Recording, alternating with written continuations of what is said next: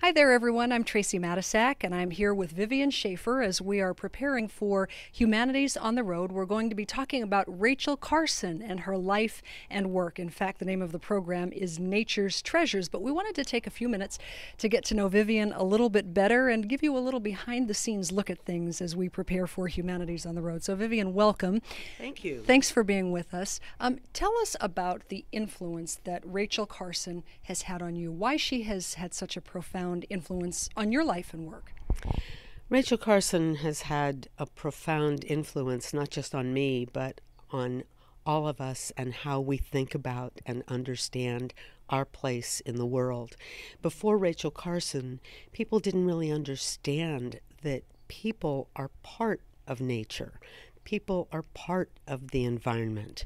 And Rachel Carson had a profound influence by teaching us that we are nature.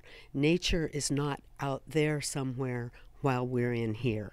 She was really ahead of her time, wasn't she, in so many ways? And I'm thinking about the groundbreaking book she wrote about pesticides and really making people aware of things that perhaps we weren't thinking about so much before then. I did a presentation on Rachel Carson one time, and someone raised their hands to ask about some of the conditions that I was describing before the publication of Silent Spring. And the question was, how could the Environmental Protection Agency allow such a thing to happen? Well, there was no Environmental Protection Agency. There was no Clean Air Act. There was no Clean Water Act. There was no Endangered Species Act. There were very weak regulations that did not really protect the people from the pollutants that were being introduced into the air we breathe, the water we drink, the world that we all share. So Rachel Carson made us aware of that.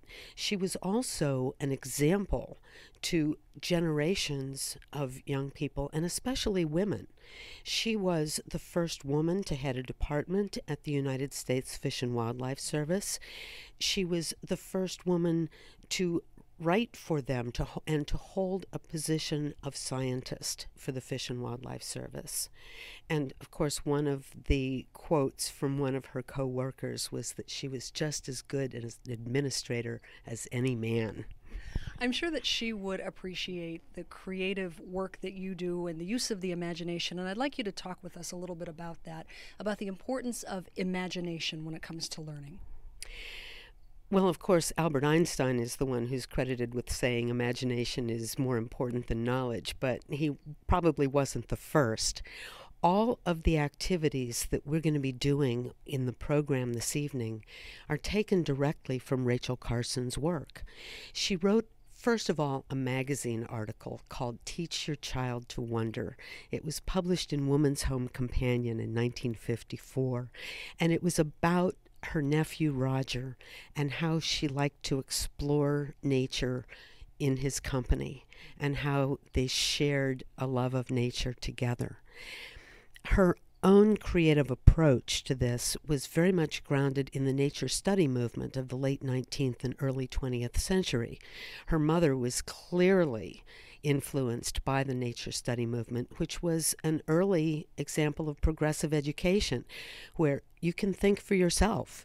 You can observe the world around you and draw your own conclusions. You don't have to read to find the answers in a book.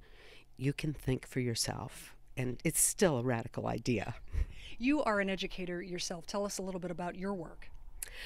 I've been a classroom teacher. I found that when I was teaching in schools that I was using museums extensively, taking my classes there as often as I could. And so it was a natural move when I became a museum educator. And I've also been very fortunate to be able to teach in nature centers and in a park and in homeschooling my own son.